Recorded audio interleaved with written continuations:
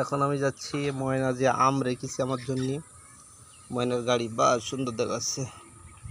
এখন ময়না যে আম রেখেছিল আমার জন্য, বাদুড়ি আম নিয়ে যাচ্ছিল, তাই ময়না বেশ কয়েকটা আম আমার জন্য রেখেছে। এখন এর আগে আমি 2টা কাঁচা আম অবশ্যই খাইছি। এখন যে কয়টা আম দেখি কয়টা, একটা, এটা কি আম, এটা গোবিন্দ, ঠিক আছে, এটা গোবিন্দ আম।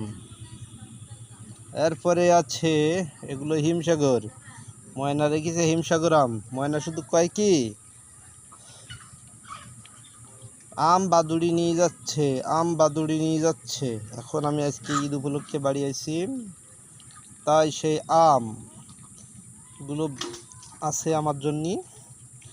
সেই আমগুলো এখন আমি আপনাদের সামনে নিয়ে আসতেছি, একটু পরে আমগুলো খাওয়া হবে, ঠিক আছে। এর আগেও খাওয়াইছে। এখন বেশ কয়েকটা গাছ আছে, 20-25টা,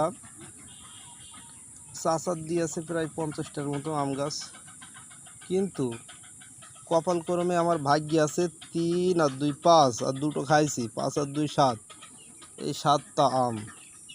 আসলে আমার কপালের দোষ, আমি বাড়ি আসিনি তো এই জন্যে, ঠিক আছে। তারপরেও আম পাঠাই দিতে চাইছিল, আমি নিষেধ করছিলাম, বাট একটা ঝামেলা ভোগ করবো না এই জন্য।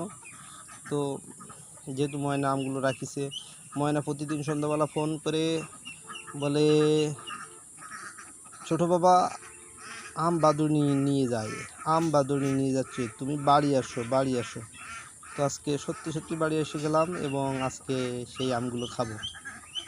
ধন্যবাদ বন্ধু। পরবর্তী যে গাছগুলো আছে আপনাদের, আমাদের ভাগে আছে প্রায় 25টা, আর চাচার ভাগে আছে প্রায় এরকম 25-30টা আছে, টোটালে 55-60টা মতন।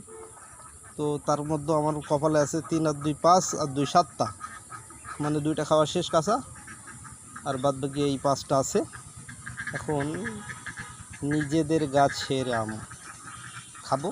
ধন্যবাদ সবাইকে। পরবর্তীতে আমি যখন আমাদের বাগান বাড়ি যাব, আম বাগানে, সেই সময় আপনাদের আম গাছগুলো দেখাবো। আর এখানে পুকুর আছে আমাদের, শান দেয়া পুকুর, আর পুকুরের সাথে সুন্দরভাবে আমরা দেখতে পাচ্ছি একটা পেয়ারা গাছ আছে, আরও আছে মাছান দিয়েছে পুকুরের পরেই, সেই মাছানে লাউ গাছ, ধুন্দুল গাছ, ইত্যাদি ইত্যাদি উচ্চা টুচ্চা গাছ আছে। আমি অবশ্যই ভালো করে এখন দেখিনি কি কি গাছ রোপণ করেছে, তো দেখবো অবশ্যই।